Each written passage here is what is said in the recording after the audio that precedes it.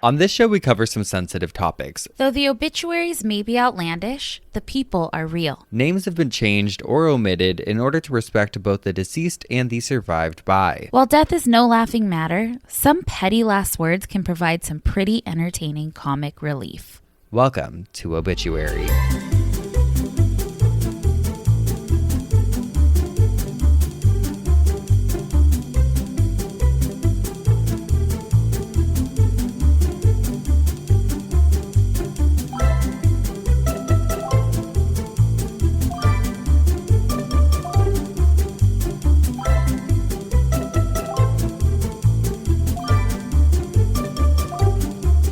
Happy New Year, Geoffs. Happy New Year 2026, the year of the fire horse. And we... Ooh, the fire horse. Look at your background. Now... Ooh, you always say horse to me. Yeah, when you're peeing on the phone, because it sounds like You always say it sounds like a horse. Welcome back to Obituary. I'm Spencer Henry. And I'm Madison Reyes. And fuck the year of the snake. Okay, that shit Let me tell you. crazy year. Let me tell you about the year of the snake. It was actually pretty good to me. Good to me, man. It was a good year. It just a lot of change. A lot of change. Man, my New Year's resolution is to fucking chill out a little bit. How about that? Chill out. Yeah, that would be nice. I don't need any big... I mean, God, we moved this year. You moved this year. Yeah. Let's just stay put. That's the goal for the year, is to just stay right where we are. Yes. God. Actually, speaking of moving, speaking of living in Nashville now, I was with the champ this weekend and we went to this bookstore, which you already know, but this is so exciting. Well, it's not just a bookstore. It's actually not even a bookstore. It's like an occult store. What is it? I don't know. It's not mine. But the champ was like, oh, you and Madison should go there, I think, when you were in town, but we never got around to going. The other day, we were out Christmas shopping for my family. And he's like, oh, do you want to pop into that occult store? We never went. And I think it's over here. And I was like, oh, yeah, like, sure, let's go. And so it's called Hail Nashville. And we go and we walk inside. And immediately I see our book. It is up on this big coffin shelf. And I was so excited. I love that. In the wild? In the wild. Because, like, you know, like, we know certain stores, like, okay, Barnes & Noble, we know it's going to be there. But just going into a random store and seeing Obituary, the big hot book of death in the flesh, like, sitting pretty on the shelf, I was like, hey. I was so excited. I said it loud in the store. I said, that's my book. I was like, that's my book. I want to sign it. And so I did sign it. And so it's there if any of you want it. Was everyone just stoked? Yeah, everyone, like the guy that was working there was so nice. And he's like, oh, like, sweet. Like, we had a few of those. And then, like, someone else came over and they're like, I'm a funeral director. I was looking at that book. And I said, oh my God, you should buy it. But I don't think so. Well, I don't know. Maybe. On. I know. But yeah, I thought that was so cool. So if y'all are ever in the Nashville area, check it out. Check it out when I'm there. So I just booked my tickets for March to come back out there for your birthday. And I cannot wait. We're going to go there. We have a lot to do. We're going to have to film it too. Yeah, we'll probably vlog some of it for Patreon. Also, 2026 me, he's a big toothpick guy. Whoa, that's cool. That is cool. Good for you. Wait, can we talk about, this is all about you. Can we talk about where you're going after this recording? Welding school! You guys, he told me I'm going to learn how to weld. He told me he's going to weld my mouth shut. And then what'd you say? Please, that would solve a lot of my problems. Yeah, I'm gonna go to welding class tonight. Not school yet. What does the like introduction say? Like, are you gonna be able to like weld stuff? Oh, I'm doing it all tonight. this is a 3-hour class, and I'm learning the fundamentals of MIG welding. What's and MIG welding? Girl, I'll tell you all about it next week. You don't know. Because I don't know. No, I know like I'm going to be learning a lot of like the safety and like the basics tonight. I will get to make something tonight too, though, that I get to like take home with me. So I'm excited. So yeah, so we'll see what it entails. I'll fill you in on that next week. Maybe you can weld us a coffin or something cool. Oh, an iron casket. There we go. You absolutely could. An iron casket. You're going to... Let me work. That'll be my first project. Sounds easy. Also, one thing about you is that if you're going to do something, you're not going to half-ass it. And I already know, you maybe already have it in your cart, but I know that you're going to be getting a blowtorch, getting all the welding shit for home. Even if this lasts a month, I know you're doing it. Go full force. I know. The champ was talking about that the other day because he was saying we were like Lucy and Ethel. He's like, you guys are always just up to antics. Well, why not? That's true. Keeps life fun. And you know what? We just want to learn. You know what, though? It's how you figure out you love something, because podcasting was just something I tried. And guess what? Truly. Bloop. Yep. Bloop. Yep. Movie Bloop. star. Oops. Star. Con my way into a job with my best friend. Really is crazy in the new year. Anybody who has a best friend. I also, you know what, before I say that, I hate when people say, don't work with your best friend. Don't work with, and I understand that in some aspects, but if you have a best friend who does have the same morals, which ours are. Where's ours? Dicey. And like work ethic and like mind, I feel like it works. Yeah. You know? Sometimes it works. Sometimes it doesn't, but some days, for us it works. Yeah. Okay. I have a listener email, but it has an article, so I kind of want to get into it because it's kind of long, but it's a crazy story. Okay. Okay, so this was sent to us by Veronica, and it says, "Hi, Spencer and Madison. Saw this article and thought it was super appropriate for the podcast. Love you all and the pups." This is from, is it Lad Bible or LAD Bible? Lad Bible. Lad Bible. Uh-huh. Okay, so this is from Lad Bible, and my jaw was on the floor when I was reading this the other night, and I was like, should I save this for a coffin spinner? But no, I feel like it has to be talked about because it just came out. Okay. So the title says, "Mom told son took his own life, shocked to discover his body on display in museum." It's crazy, what? Okay? A mother is adamant that a body on display in a museum is her son, and she fears there is a conspiracy to cover up his death.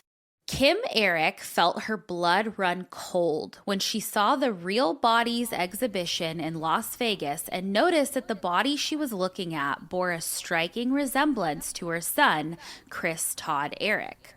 Chris had passed away aged 23 in 2012, with his death ruled a suicide. Initially, it was believed he suffered 2 heart attacks in his sleep, caused by a heart defect at his grandmother's home. But Kim thinks differently after asking the police for case materials, which she alleges contained images of a chair with straps attached. She explained how her ex, Chris's dad, had handled his cremation due to her grief, and she was given a necklace with a small amount of ashes inside days after her son's body was found. But Kim claims there was no funeral, and she contacted the Midlothian Police Department for the photos taken at the scene. She claimed Chris had been covered in bruises and lacerations when he died and said there was noticeable dry cyanide salt on his lips. What? It's crazy. After much pleading, the examiner tested a vial of his blood to appease her and shockingly found a lethal dose of cyanide in his system. This changed his cause of death to cyanide toxicity. In 2014, a grand jury in Ellis County District launched a murder probe to find out if Chris was given cyanide but couldn't prove he was killed. So his death was ruled a suicide by undetermined means, and the Midlothian Police Department confirmed there were no signs of foul play in Chris's death, which seems crazy to me with the chair and straps, but... Yeah. With so many questions, Kim was left with the feeling that she knew exactly what had happened to Chris when she saw a plastinated body called the Thinker at the Real Bodies display online in 2018. The exhibition held at the Horseshoe Hotel put 20 perfectly preserved human specimens on display to give visitors an immersive view into human anatomy and physiology. The 54-year-old told The Sun, "I knew it was him. It was so unbelievably painful to look at. My words cannot describe how this shook me and my family to its core. I was actually looking at pictures of my son's skinned, butchered body. It is gut-wrenching." Ugh. With the belief that the exhibition was displaying her son, she has now asked the exhibit to conduct DNA testing on the body. And that's so dystopian to think about. I know. We'll put the pictures of Chris alive and then the Thinker up, and it does resemble him, but also Kim says, "As Chris's mother, I recognize everything about him. Nothing was adding up. I needed to know the truth about what happened to my son." It took years of research. There were many steps I took before realizing Chris might be one of the plastinated bodies. I started looking online for the deep skull fracture I saw on Chris's right temple of his head when he died. When I saw the plastinated body online in the news article with the same skull fracture, it was too painful to look closer. She also alleges the area where Chris sported a tattoo had been shaved down to conceal the identity of the body. The Real Bodies exhibit in Las Vegas told The Sun that there is no factual basis for these allegations, adding, "We extend our sympathy to the family, but the reference specimen cannot be associated with the individual named in these claims." The exhibit also says that the body Kim believes is her son has actually been on display for 20 years. Oh. Long before Chris's death, and was bought from China. In a statement to Lead Stories, Imagine Exhibitions Incorporated, which owns Real Bodies, said, "We extend our sympathy to the family, but there is no factual basis for these allegations. The reference specimen has been on continuous display in Vegas since 2004 and cannot be associated with the individual named in these claims." All specimens are ethically sourced and biologically unidentifiable. We remain committed to ensuring that all exhibits meet the highest ethical and legal standards. Since Kim brought up her fears to the exhibition organizer, she alleged the body was moved to Union City, Tennessee. Oh, I should go do a drive-by. There is no evidence that the body ever arrived in Tennessee, and it has not been seen since, she said. Chris was never abandoned in life, and I don't want him abandoned in death either. I know Chris is gone and there's no fixing that, but the remains of his body are important to us. Now that she can't track the body, she has considered the fact that Chris could be one of the hundreds of piles of cremated remains found in Nevada earlier this year. But wait, is she only just going off of a vibe? Like she feels like it is? I'm kind of getting that sense. Because I don't know if she's right. I know, I don't either. Also, couldn't they just do a fucking DNA genealogy sample or something? Yeah, but I don't think they will. And that's maybe where she's like, this is a conspiracy. Because they're like, can't they provide evidence they've had it on display for 20 years? Like, I don't know. But maybe that's true. Like, it's shocking if true, but I don't know. Is this a case of a conspiracy, like a bigger conspiracy? Or is this a case of terrible grief that is still ongoing? Court adjourned. Court adjourned. Yeah, I don't know. That would be so freakish if that is true. And I talked about plastination in an episode. I think it was 121. And off the top of your head. Yeah. 1, 2, 1. I talked about plastination in an episode though. I know. And I remember talking about the World's Exposition and stuff. That's crazy if that is true, but it's also like she saw a skinned body that she believes could be her son, but other than... Yeah, we all look kind of similar skinned, too. That's the truth. And that's the truth of it all. That's the fuck of it all. I know. Unfortunately. But if they did do that, I'd say there's some big assholes, Madison. Oh, yeah. Me too. And speaking of, this first asshole of the week says, am I the asshole? Well, I don't know if they're an asshole or not yet. It's for us to decide. Yeah, it's for us to decide. Am I the asshole for walking my daughter down the aisle? Yes. Even though my other daughter was against it. Okay, we need the full picture. Let me give you the story. I, 46 male, have 4 kids. 1 I had from a previous relationship and the other 3 with my wife. I never knew about my first daughter until 10 years ago when she was 16 years old. Her mother died and she and CPS reached out to me. I had no clue she existed and she explained everything, and we did a DNA test and she was indeed my daughter. I, of course, took her in. My wife protested at first, but I told her I'm not throwing my own daughter into the system even if I didn't know she existed. I know multiple people who were foster care kids and they all said it was horrible. I spent a lot of time bonding and getting to know her back then. At first, she was withdrawn from me and she seemed scared, and I get it. Poor kid just lost her mom, but she opened up to me and we became really close. Oh. At first, she either called me by my name or father, but started calling me dad about 8 months into her staying with me. I've been a dad by then for well over a decade, but hearing it from her felt special. I don't know. My wife and kids never really liked her or her staying with us, but I told them she's as much my family as they are, and as long as I'm alive, that's her house too.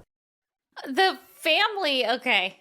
Yeah. I mean, I can't imagine how that would probably be really fucking hard to learn. Sure, but what do you do? It sounds like the wife especially, though. Like, kids I get being like, no, I don't want to share my dad and like my house, whatever. But the wife, it's kind of like, well, he didn't fucking know. It's not like he cheated and got some woman pregnant. It's like, this happened. This is what we're dealt with. Yeah. Anyway, it goes on to say, at 18, she moved away for college. She was a really smart girl and got many scholarships. I hadn't saved as much for her like my other kids because I only did for 2 years on my own without my wife's help.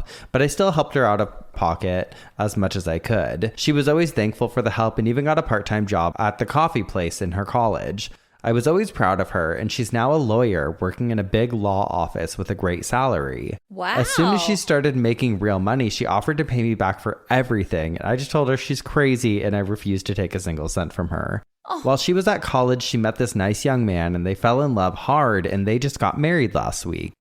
She asked me to walk her down the aisle, which I happily accepted, but my wife and daughter completely flipped out.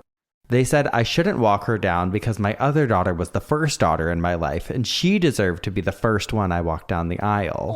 What? I said that's complete bullshit and that I love them both the same. They're both my daughters, and that my oldest deserves to have her dad on her big day. They still argued, and we had many fights about it. They even argued with my daughter, and she ended up uninviting both of them. And I honestly don't blame her. I went to the wedding. I walked my daughter down the aisle and gave her away, and we had a father-daughter dance, and she even dedicated part of her speech about me and how much she loved me, and honestly, it made me cry like a little baby. Oh!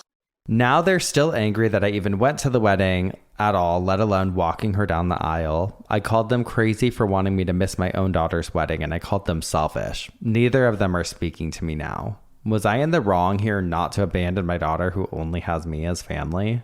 Never in a million years. I would leave your wife. And your other daughter. And your daughter. Fuck them. Fuck them. She needs to be abandoned. You've got a new, beautiful daughter.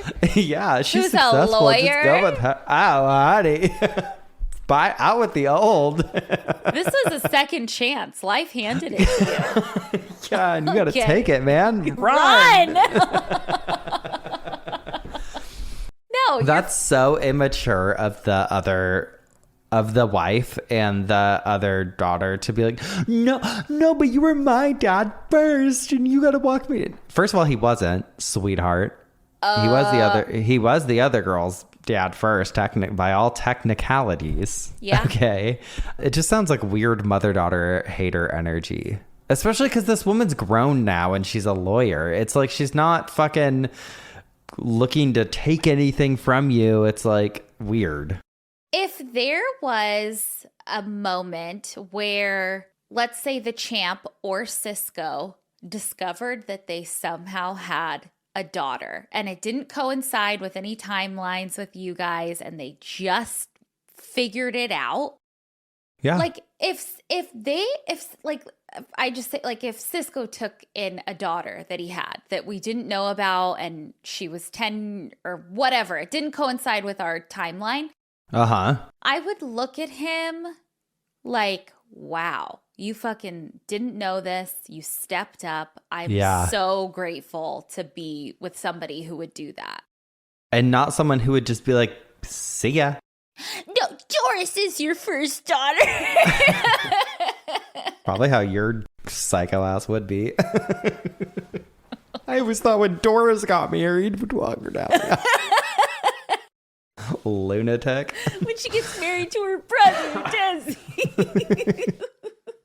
If I don't marry him first. I know. He's the love of my life. Okay. Clearly not the asshole. Yeah. Wife and daughter are the asshole. Yeah. Weirdos. Complex. Weird. Okay, this next one says, am I the asshole for evicting my girlfriend of 3 years? This one isn't necessarily super related to the show, but I read it and I was like, that's crazy. And it kind of is. Okay.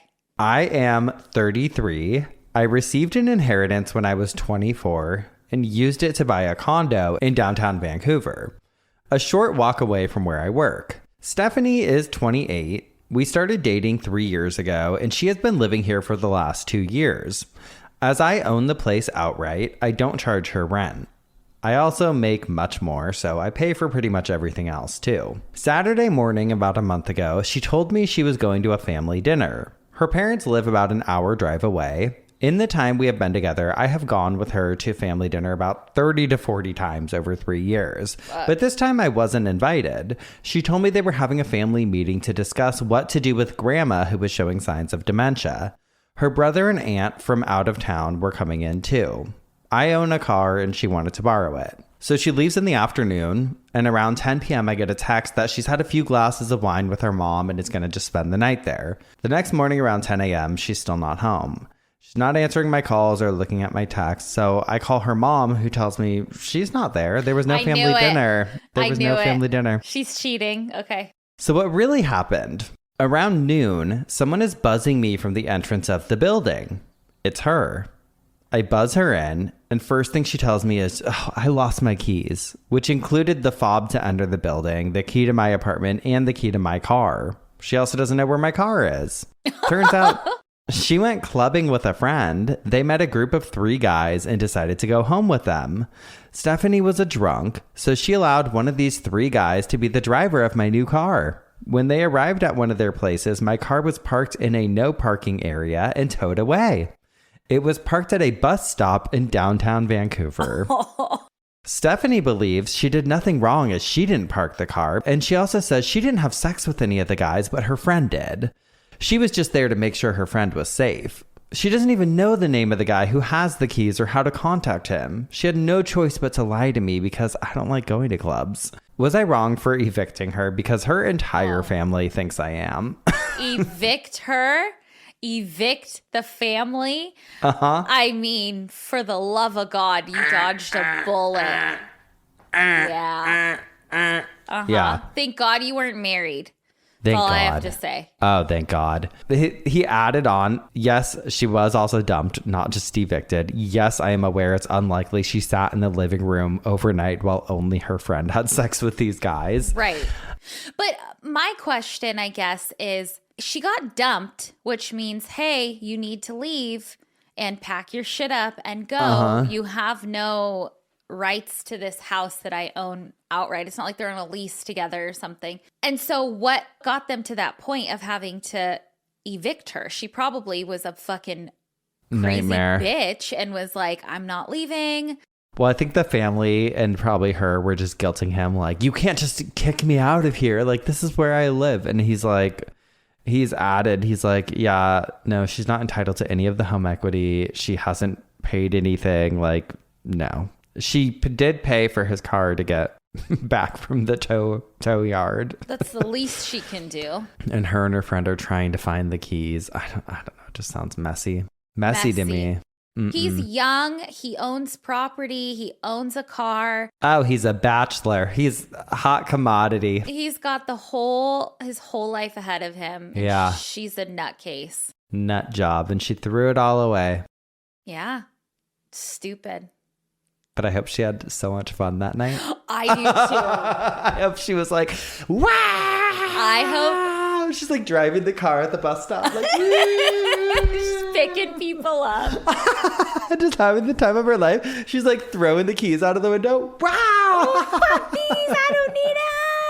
Oh my God. I hope she made love that night with some she hot got guy. yeah. Yeah.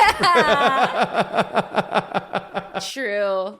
Best night of her life. Hope it was worth it. She's like, last night was a fucking movie. It was worth it. Mm-hmm. Yeah. Anyway. And now she has a story like, I got evicted, you guys. I got evicted. Girls. Because that's some shit in our 20s. I'd be calling you like, girl, I am evicted, girl. Come pick me up, girl. Girl, come pick me up. I'm evicted, girl.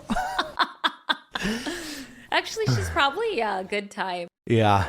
What a fucked up excuse, though. Like, yeah, you can't come to the family. Oh, yeah, no. She's a monster. But I hope she had a blast. No, she's a bitch. Fuck her. Oh, well. Oh, who's the asshole? No one, in our opinion. No, she's definitely the asshole. Yeah. I feel like he's a little cocky, though, with all his, like, do-to-do and do-to-do and da-da-da. I don't think so. I'm just like a hater now because I want her to have a fun night. Guilt-free. I think that he's just like, no, this is what it is. Yeah, no, she's a bitch. He didn't say like, and I got a brand new Range Rover and he just said, I own a car and. He did say it's a new car. Okay. You can buy a new smart car. You can buy, Cool. I love those. No, I don't. They freak me out. They do. I want to push them every time I see them. I want to push it over. I know, but living in the LA area, parking always sucks everywhere. Imagine just zipping around. Like, oh yeah, you could park at And then I had that big ass truck trying to parallel park in these stupid little parking. Oh yeah, you have your fucking van. If you guys haven't seen her van, it's on our Instagrams. Oh yeah, everyone thought that I was driving around in a white minivan. No, bitch. No, it's a black Sprinter van. It's like it seats like 11 people. It seats 11 people. Girl. No, wait. 3, 6, 9. Yeah, 11. Well. Speaking of bitches. Uh-huh. I'm up first this week, which means you should have a little side bitch. Uh-huh. You scared me. Mm-hmm. You scared me. Okay, this one confused me a little bit because the headline said, Senator Burns bereaved. His name is Mr. Burns. Hold on. This is from June 20th, 1933, and it's Vancouver, June 19th. Dominic Burns, owner of the Vancouver block on Granville Street, one of the largest business blocks in the city, died today, age 73. He was stricken with a heart attack last Wednesday. Senator Pat Burns of Calgary is a brother. So yeah, it's his brother is grieving him. Aww. But it said Senator Burns bereaved. And when I first read that headline, especially because it's from the 30s, I was like, he burned him? Burned? Why is he burning them? What'd he do? Oh my God. Thought it was interesting. Love it. I feel like, well, I don't know if like punctuation would even work in that instance, but that's like why punctuation and like commas, like all of that matters so much. Yeah, it should have been Senator Burns, comma, bereaved. Period. Yeah, absolutely. Instead of Senator Burns bereaved. But we'll work on that. We'll write a letter to the editor. And while we do that, we're going to put y'all on a quick break. But when we come back, Madison's going to tell us what had her spinning in her coffin this week. Yes, I will. We'll be right back. And we're back. Madison, what had you spinning in your coffin this week, you little freak? Oh, you little freak of nature. Well, I cannot believe, girlies, that we have never done a deep dive into comas before on the show. Well, I had a Tacoma for a long time. You did. And it was my favorite truck. I know. But speaking of Tacomas. Okay, so I know we've referenced comas quite a bit on the show, but today we're really going to do them some justice. And I've been seeing all over TikTok people who have been in comas, come out of comas, and then sharing their stories about what it's like being in them. And it's been really interesting. And again, I am in no way, bitch, wake the fuck up. Oh, you're in a coma. Oh, I thought you were just bored. Oh no! Oh my God. Okay. Again, I am not qualified to talk about this, so I'm going to talk about it. That's not kind of the moral of our show. We have no authority to talk about this, but we're going to. So buckle up. Buckle up, you guys. I want to break down what a coma is actually and how it happens and what it may feel like to be in. And it's very wild. And also, I want to talk about some real people. So, to quote the Mayo Clinic, quote, coma is a state of prolonged loss of consciousness. It can have a variety of causes, including traumatic head injury, stroke, brain tumor, or drug or alcohol intoxication. A coma may even be caused by an underlying illness, such as diabetes or an infection. So basically, it's like your brain is on a forced sabbatical. I get, like, your eyes are closed, you can't respond, you don't respond. Your brain's higher functions are kind of paused or scrambled or shut down. But your brain also isn't dead either. And we've talked extensively about brain death. So it's much different than brain death. But you're also not asleep either. You're like kind of offline. And I don't mean to say this like flippantly, like it's horrible, but you're kind of like offline. It's weird. Well, sometimes necessary too. Like there's plenty of people that have been placed into medically induced comas. And Absolutely. What I was reading though, which was interesting, was that our brains are equipped with something known as the ascending reticular activating system.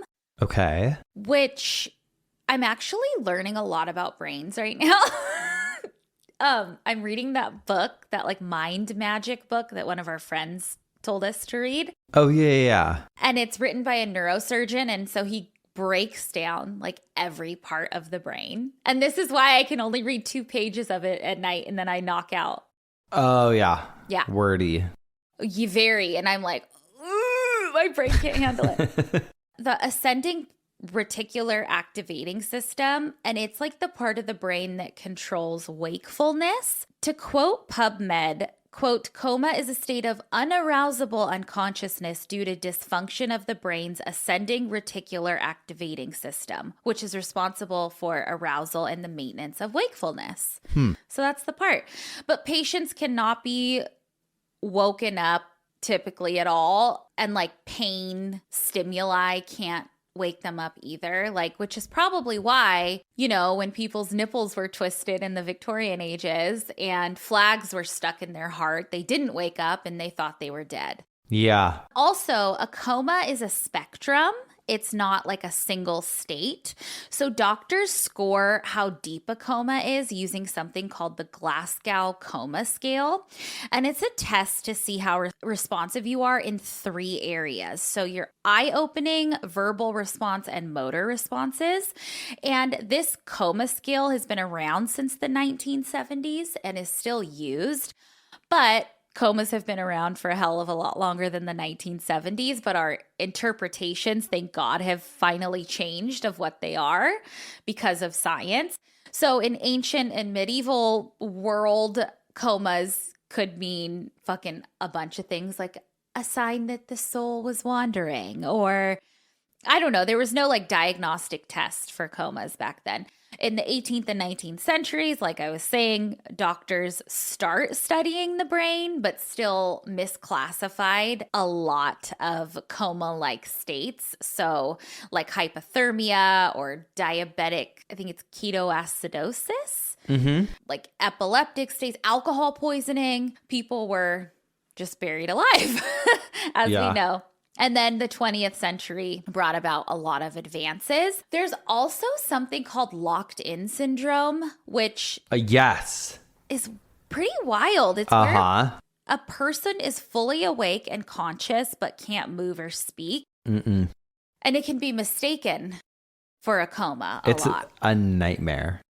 It feels like it would be. That and people waking up like when they're having surgery or like waking up under anesthesia freaks me out. Who was I talking to?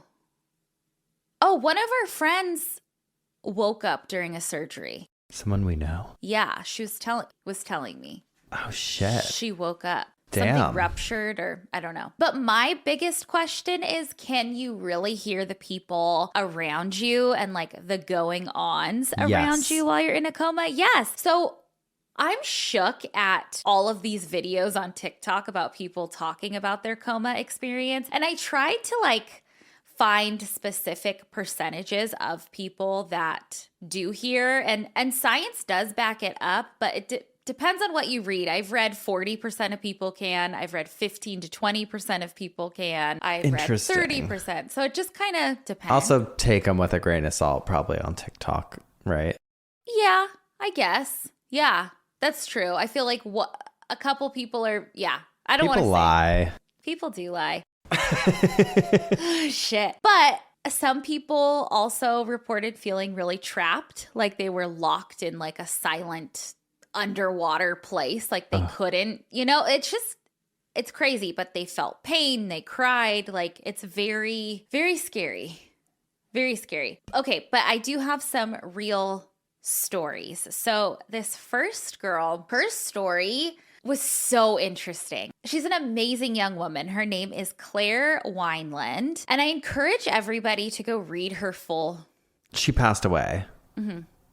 Did she have cystic fibrosis? Oh my gosh, I totally know who that is. Really? Yeah. I'd seen her YouTube videos before. Okay. Like I feel like probably I feel like it was mid 2000s, maybe. Yes. She was on YouTube and I used to watch her videos all the time. No way. Yeah. Okay. Yes. Well, I encourage everybody to go watch her YouTube videos. And then also you can go read like her full story on clairsplacefoundation.org. In 2010, she goes in to have a routine surgery. She was born with cystic fibrosis. And so this surgery was to repair a gastric reflux, but I guess it was very routine. But this surgery ended up having complications and she developed blood sepsis and her lungs collapsed. She was placed into a medical-induced coma to stabilize her.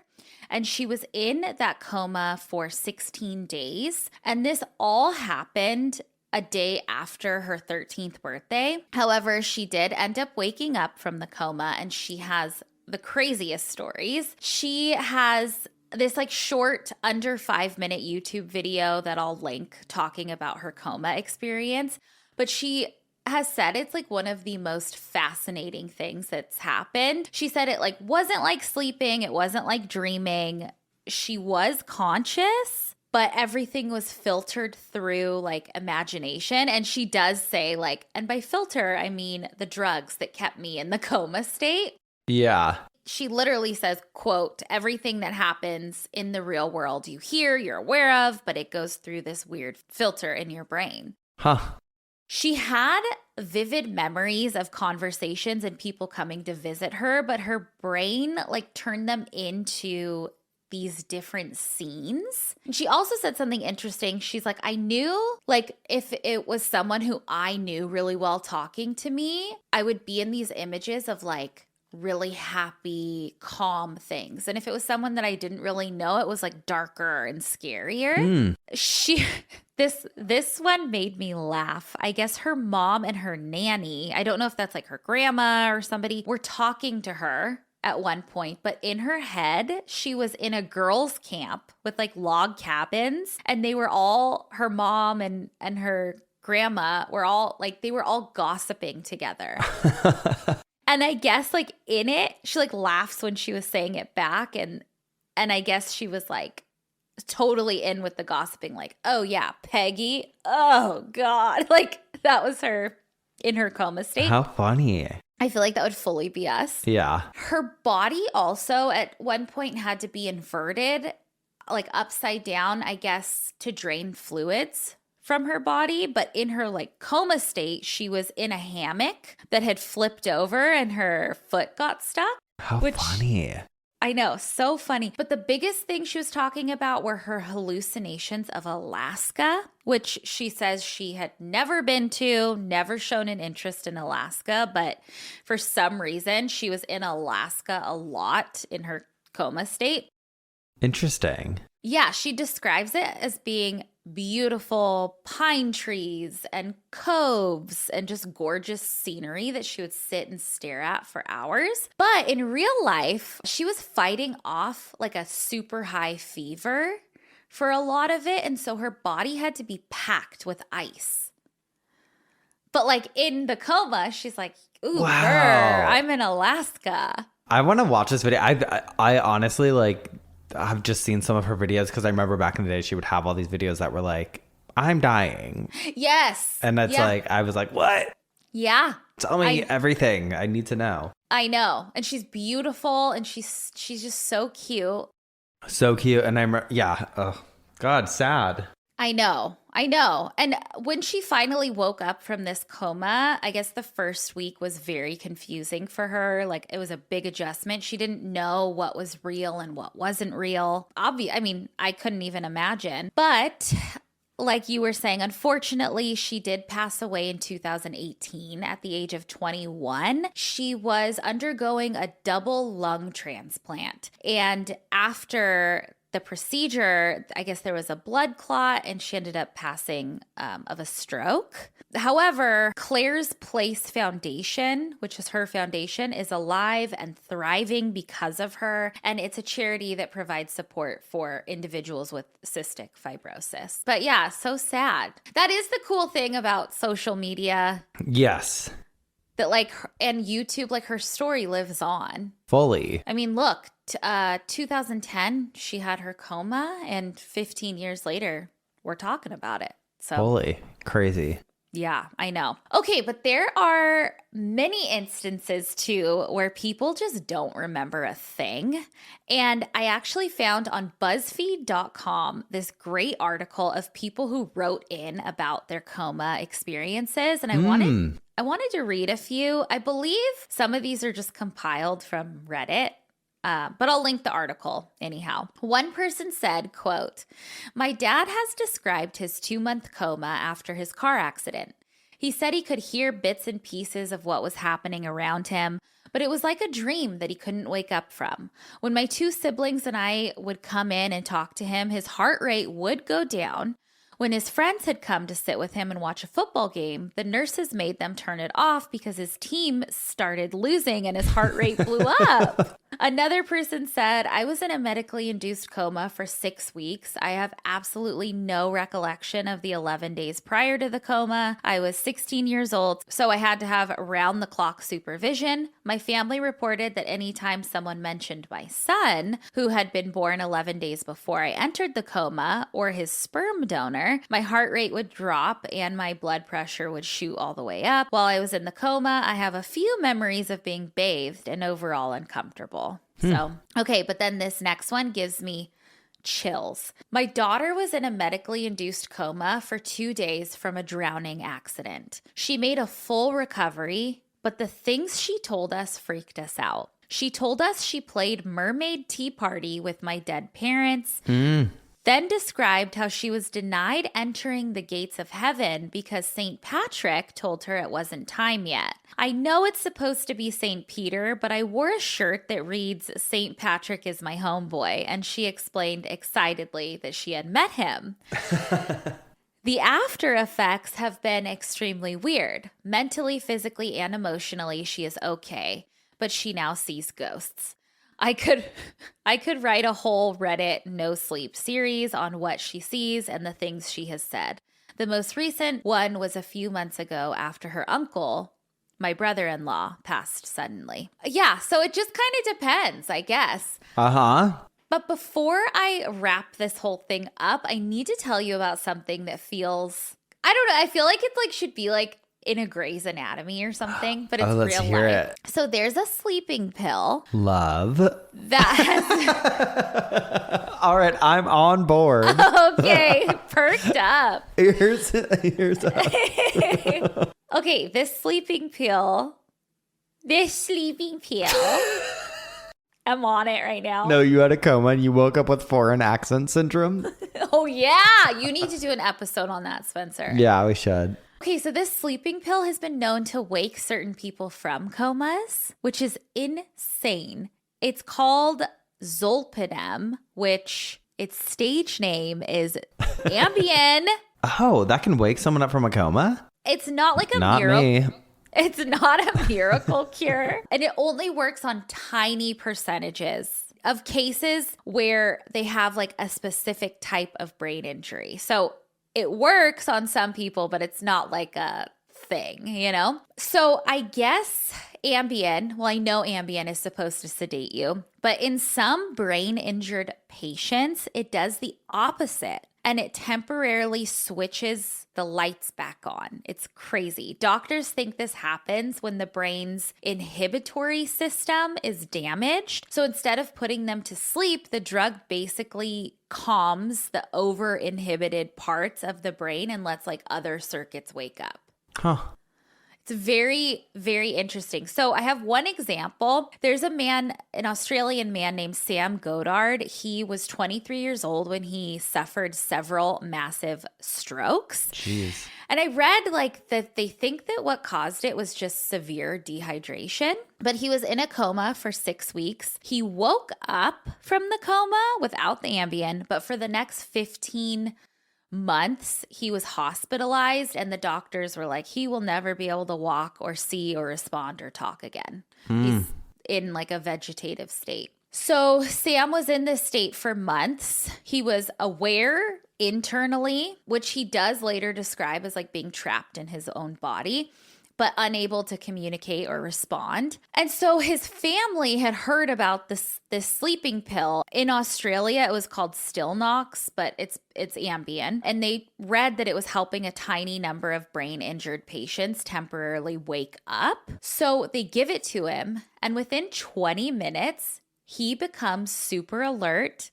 His face relaxed. He made expressions. He interacted with people. He was talking, having conversations. Wow. After 15 months of not. Now, this only lasted a short time, like maybe an hour, like the effects of it. But during that window, it like cracked him open. And he later described it as a release after 15 months of being aware but unable to speak. But over time, like they kept giving it to him. But over time, his brain adapted to it. So the effects just became less dramatic. But the fact that it worked at all is just mind-boggling. Yeah. Especially yes. for his family, too. Like 15 months of not being able to, talk. Yeah. Unfortunately, Sam also had cystic fibrosis, and he passed away in January of 2018 as well. But I'm sure that his family is so grateful for that. For Ambien, for giving him those moments. Lucid moments, yeah.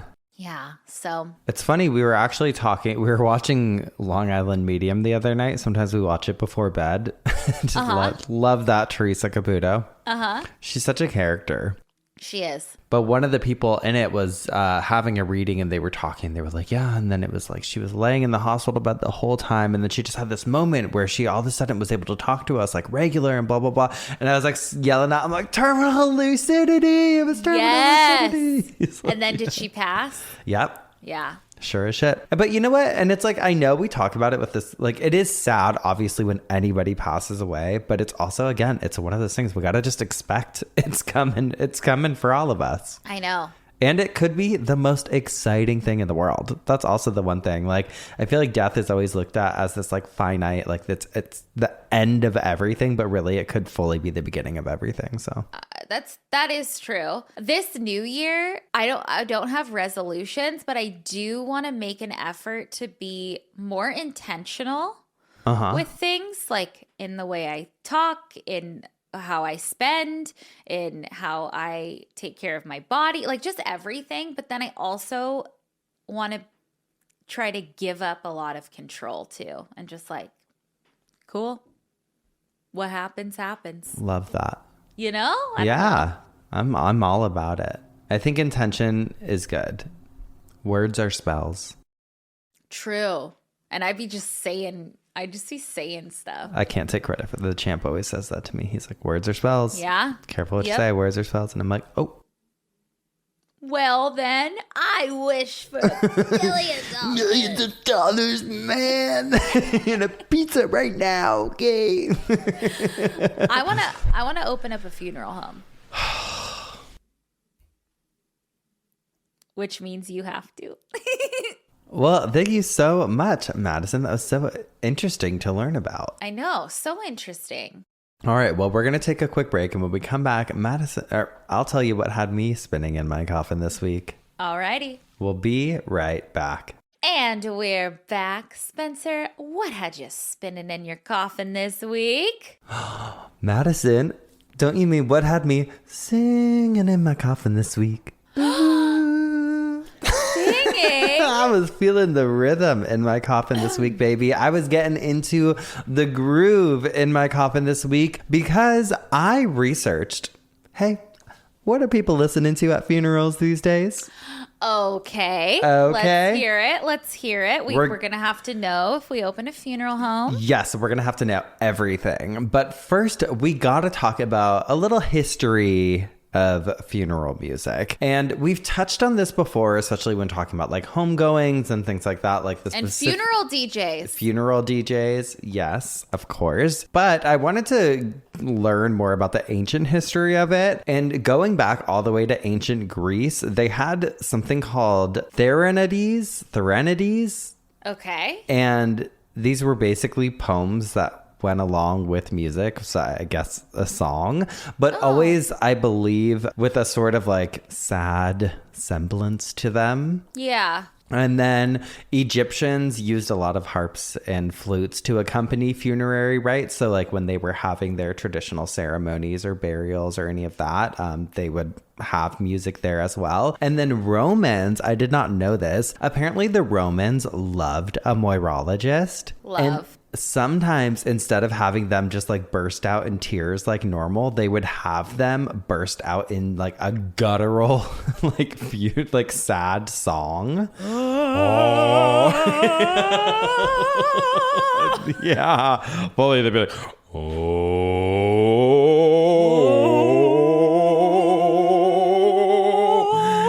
I love that. I think that's incredible. The audio is off the charts. Off the charts. I was most interested, aside from like modern day, because that really is what I wanted to know. I'm like, what are like the most played funeral songs? I wanted to see what those Victorian girls were tossing their crepe to. And the most popular was a song called Nearer, My God, to Thee from 1841. Sing it. Nearer, my God, to thee. Nearer, my God, to thee.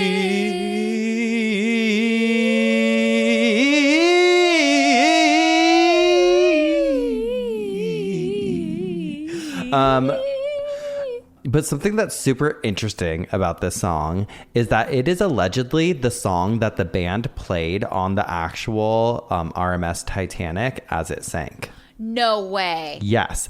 And it was also sung by the crew and passengers of another ship called the SS Valencia as it sank off of the Canadian coast in 1906. No way. That's crazy. Crazy to know what song was playing on the Titanic. Yes, it was so beautiful. Another big one was a song called Rock of Ages, which like Cool. Yeah, baby. In the Victorian age. Well, I guess it was also like a hymn. Music. Yeah. And it was played at weddings, funerals, kind of everywhere. But I guess they're fucking rocking. They were in those funeral parlors like like strumming on the corpse. They were like now take those good records off the shelf. And let's send grandma down to hell. Okay. Oh, but the Rock of Ages one. Okay, this is fucking weird. I like went down a little bit of a rabbit hole because I was like, what do you mean? It was written by August Toplady. Okay, girl. Okay, that sounds like Miss a drag Girl. name. Yeah. It's giving top. And there's like, it was like breaking down like the way that people have interpreted the lyrics, because I guess there's a part that initially said like, when my eyes shall close in death, but it was originally written as when my eye strings break in death. And apparently this was like part of like the Calvinism movement, because August Toplady was a Calvinist. And then what's Calvinism? Like Calvinism, it's like basically like it's like the Protestants. Oh, okay. I thought you said galvanism. I was like, oh. Calvinism. I mean, apparently part of the teaching of the book was about the double cure, in which a sinner is saved by the atonement of Jesus and is cleansed from inbred sin by the infilling of the Holy Spirit. And I'm like, where is this? Okay, freaky girls. Like, what are you singing about? I don't know. I want to move on to the modern world now, because this really is where I wanted to spend our time today. As like the 20th century started to roll around, funeral music got a lot more secular and emotional, and it went from being like music that was played on organs or like these super pretty string instruments to playing like more popular artists of the times, like a Frank Sinatra, who apparently has one of the most popular funeral songs with My Way. Remember Way. Sid Vicious? Yeah. Sid Vicious did the My Way too. Uh-huh. Remember that? Remember Sid and Nancy? I think the ending, he is like dancing to that song. And then also, more recently, Whitney Levitt from Secret Lives of Mormon Wives did a dance. Yes. To My Way. She did, yeah. And so did the Joker. I always think of the Joker now when I hear My Way. Oh, yeah. Yeah, it is an iconic song. Iconic. Fully What can we iconic. say? So My Way is a really popular song still at men's funerals, which is like double entendre there sometimes if the person did die of suicide. Oh. The most popular one, I believe, in recent history for women has been Ave Maria. Oh my God. Beyonce's version is so He good. was born in so many different ways. Out in the dark. Okay, we can't sing all of them. Okay, we can't sing all. Okay, we can't sing all of them. Danny Boy is a really popular one as well, and then Amazing Grace, of course. How sweet What the about sound. Hallelujah? Girl, it's up there. So the top 10 in like today's world or like recent history, I wanted to break down. So number 10 would be I Will Always Love You by Whitney Houston, and originally written by Dolly Parton. But come on, Whitney, sorry, love Dolly, but Whitney killed that. Oh yeah. Well, and Dolly knew that. She said the first time she heard it on the radio, she was like, girl. Mm-hmm. That's your song. That's your song now. Another really popular one, take out the number. I don't want to do numbers. Another really popular one is Somewhere Over the Rainbow by Iz. My sister walked down the aisle to that. Which one? And it was like,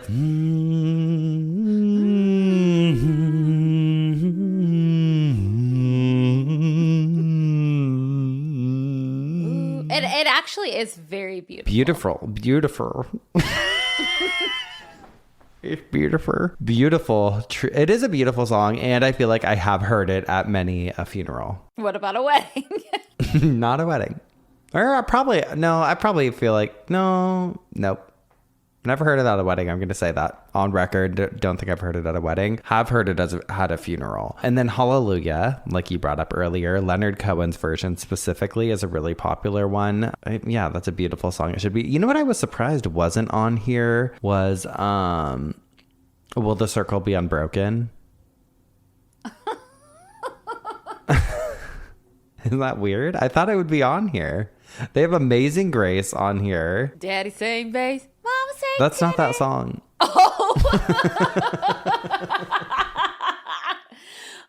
Well, the circle. They reference it in the chorus for that song. Oh, what's the circle can't be unbroken then? It's like slower. It's like, will the circle be unbroken by and by, Lord, by. But the actual song is all like, it's about his mom dying. And you hear, because he's like, and I hear that when I saw the Undertaker, I said, Undertaker, please drive slow.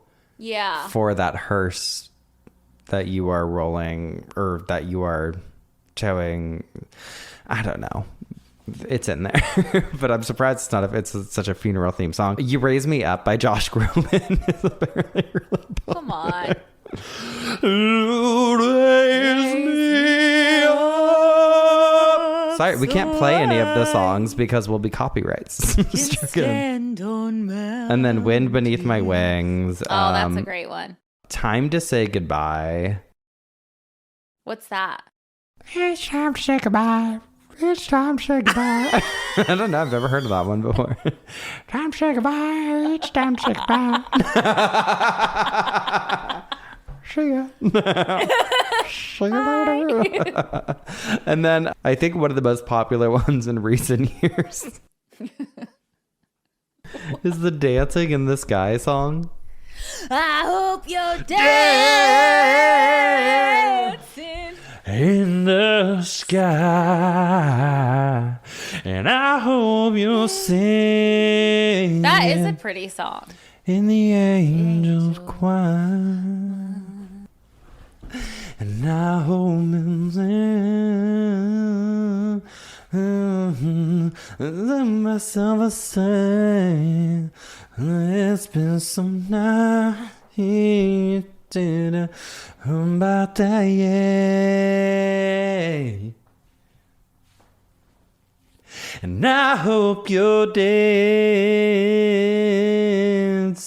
in the flames. But then I was looking up, I'm like, what would some of In the flame. In the flame.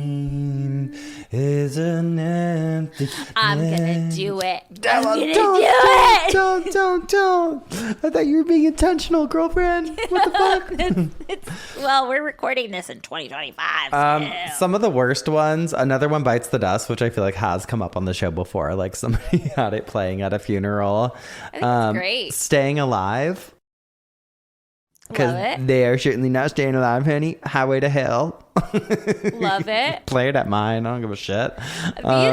This list is I like better. I Will Survive. Yeah, I want Gloria Gaynor. Let's get Miss Gloria on the aux. Closing Time, which is funny also. Play that as you're just burying it. If I Die Young. Oh, I like that song. The band Perry or whatever. If I Die Young. You know who? There's a new artist called, well, new to me, Waxahachie. Okay. Have you heard her before? Uh-uh. Her voice reminds me of, what's her name? Kimberly Perry, the singer for the band Perry. Yeah. Yeah. That's kind of what's popular. You know what song I really like? And you told me that he wrote it for his friend's grandma. Oh, Tyler Childers. The, Follow You to Virgie. Follow You to Virgie. Such a good one. About his friend's grandmother. Beautiful song that I would play at a funeral in a heartbeat. Also that Zach Bryan song about Pink Skies. Yeah. Yes, Pink Skies. There's a lot of funeral songs. That could be. Yeah. If a song's not about life, chances are it's going to be about love. And if it's not about love, it's probably going to be about death. I don't want any of those songs on those lists. Just so you know. I have yours ready. And what is it? Just know there's pyrotechnics. There's hydraulic lifts. There's a smog machine. A fog machine, you mean? No, smog. A smog machine. Smog for me? Honey, I didn't tell you where it's coming from. Where?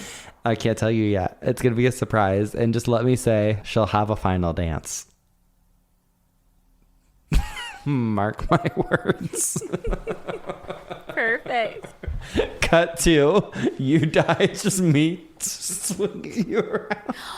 If I'll finally be light enough. I'm going to spin you around. It's going to be like, you spin my head right around. No, I just want to spin you right. Round the dance floor, get you drunk on one like mine. I love it. Hell yeah. No, I'm going to play Hardy at your funeral.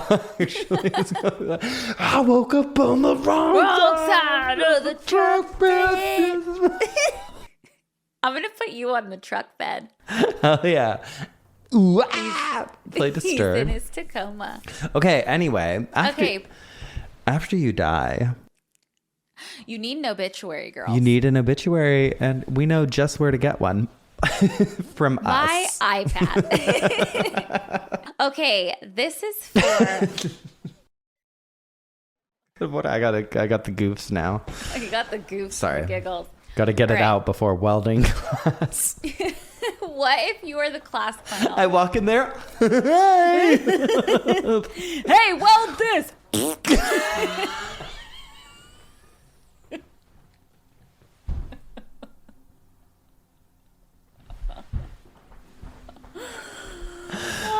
Oh my God. Okay. I wish you were here to go with me. I know, me too. Imagine us with the big old things. Girl, I'm going to be wearing one tonight. Oh my God, I love it. Take pictures. I will. Okay. So this obituary is for Wanda Denise Palmer, which reminded me of Hot Dog Denise. Oh. So Wanda Denise Palmer, 53, of Ravenswood, West Virginia, passed away July 12th, 2024 in Thomas Memorial Hospital following an extended illness. She was born September 24th, 1970 in Ripley, West Virginia, a daughter of Daniel James Palmer Jr. and Eileen Faye Palmer, both of Ravenswood. She was a graduate of Ravenswood High School and a former employee of, and then it says all of that. She enjoyed music. Survivor, in addition to her parents, include her son. Girl. Okay, so what this obituary doesn't say, it's very sad, is that a few years prior to her death in 2020, Wanda was found slumped on her couch, nearly bludgeoned to death inside of her trailer. What? Authorities originally thought that she might be dead. She had massive head injuries from what they later believed was an axe or a hatchet. Oh my God. But somehow she was still breathing. She ended up falling into a coma, and she stayed in that coma for 2 years. For most of that time, police had no solid leads and no eyewitnesses. Then one day, she woke up from her coma 2 years later, still unable to speak much, but she was coherent. But she told authorities that the person who attacked her was her own brother, Daniel Palmer. He was arrested and charged with attempted murder and malicious wounding. He denied everything, but a few days after he was arrested, he died in jail. And they said it was of natural causes. Damn. I just think it was poetic timing, honestly. Damn. I know, but they don't mention, they just mention she enjoyed music. That's crazy. I have one that's a little different too. This is from the Star Herald from Wednesday, June 14th, 1939. And it says in the headline, preached own funeral service and lives 2 years before he succumbs. Okay. Coatesville, Indiana, June 13th. Eccentric Wade Millman, 90-year-old well-to-do farmer, died quietly today more than 2 years after he preached his own funeral sermon before approximately 5,000 friends and curious spectators at the Canaan Methodist Church 4 miles northwest of here. Collarless and wearing a felt hat, Millman asked from the rural pulpit May 16, 1937, "Let me die unremembered. Let me lie in my grave unmolested." Death came to him in the Indianapolis Methodist Hospital, where he had been abed since May 20th, suffering a kidney ailment, but he did not die unremembered. Newspapers and radio stations carried accounts of his life and the odd way he lived it. His body was brought to a funeral home here late today. Tomorrow, it will be removed to his home near the Cannon Church. John J. Gambold, distant relative who was appointed Millman's guardian several months ago, said another funeral service would be held for Millman Thursday in the church. Burial will be in the nearby cemetery under a shiny black tombstone, which Millman imported from Switzerland and set up on the family lot. The body was placed tonight in the coffin, which he fashioned himself out of a log out of a big tree in his yard. Wow. So he gave his own funeral before he died? Yeah, like 2 years before he died, he's like, I'm doing it myself. Then don't touch me. don't touch me. No, I don't want to deal with any of this. Oh, but he made his own coffin out of a log in his tree. I thought that was so cool too. That's great. Yeah.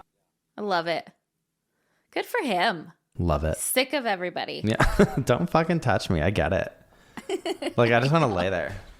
After I'm dead, leave me alone. Leave me alone. I want to sleep. God. Gosh. Well, we've spun in our coffins. We've bitched our obituaries. It means it's time for some dumb ass criminals. Who you got? Okay, I have one from November 13th of this year. This is from the New York Post. I will not read you the headline, but it kind of reminds me of your asshole. not yours. Huh? Not your asshole, but you know. You know what I mean?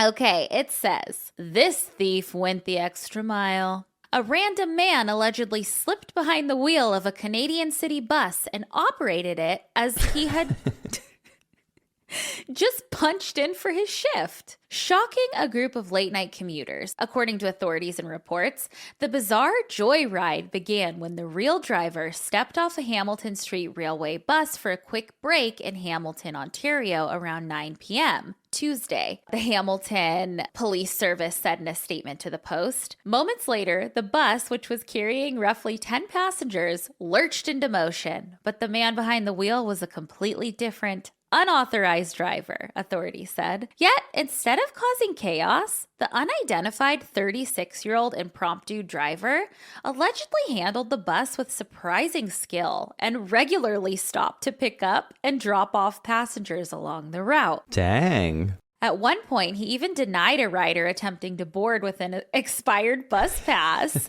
Damn! The mystery motorist, however, veered off course from the typical bus route a few times, requiring passengers to help him navigate. He took the bus off route, Trevor McKenna, a spokesman for the Hamilton Police Service, told the outlet. He started going down side streets. At one point, one of the passengers had to supply directions. Police became aware of the situation and followed the bus, safely bringing it to a stop after the imposter drove it for roughly 4 miles. And then it goes on. The man was subsequently arrested and charged with theft, obstruction, and other offenses. But I feel like he just maybe that was on his bucket list. I'm on his team until he starts fucking denying people exactly rides. It's like, you know what you're doing, let them do it too. Totally. I'd pick up everyone. If I had a bus, whoop, everyone get in. We're all going somewhere. We're all going. We're going to a concert. Get in. Get in. I have one that was sent to us a few times, and this is from 7 News Miami. Ooh, Miami. And this was reported on by Kathleen Ditton on December 1st of 2025. Kathleen. You've done it again. Honey, you're so good. Marathon, Florida, quote, 3 people were arrested after authorities in the Florida Keys say they were found having sex while heavily intoxicated in a Winn-Dixie parking lot in the middle of the day. And to that, I say, hell fucking Yeah. Yep. Love it. So deputies were called to the grocery store at around 12 p.m. on Saturday, where they found all 3 individuals engaged in sexual acts. According to the Monroe County Sheriff's Office, all were taken to jail. Sharon Helen Saplinski, 45, of Marathon, was charged with unlawful exposure of sexual organs. Sharon Helen. How dare you promised at your communion you were never going to show your sexual organs in the car in the Winn-Dixie parking lot. You made a promise. She was also charged with disorderly intoxication and resisting without violence. Deputies said it was her second arrest for similar public conduct in 3 months. Sharon Helen. Sharon Helen, you get your ass in here.